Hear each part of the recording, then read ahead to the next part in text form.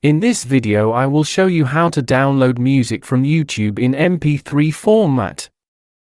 First, open the YouTube video whose music you want to download. After that, click on the share button below the video. In the small window that appears, click on the copy button. The link to your video will be copied. By the way, subscribe to our channel to see more helpful videos. Let's continue.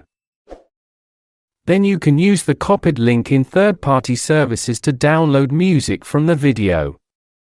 You can find these services in Google search, for example. But I don't recommend using this method as it violates copyright and YouTube community rights. The next method I am going to tell you about is legal. You can download music from the YouTube audio library. You need to log into your YouTube account. Click on your profile icon and in the menu that opens up, select YouTube Studio.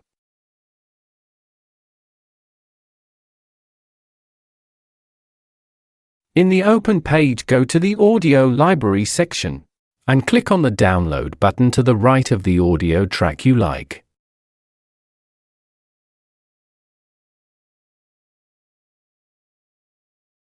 Thank you for watching.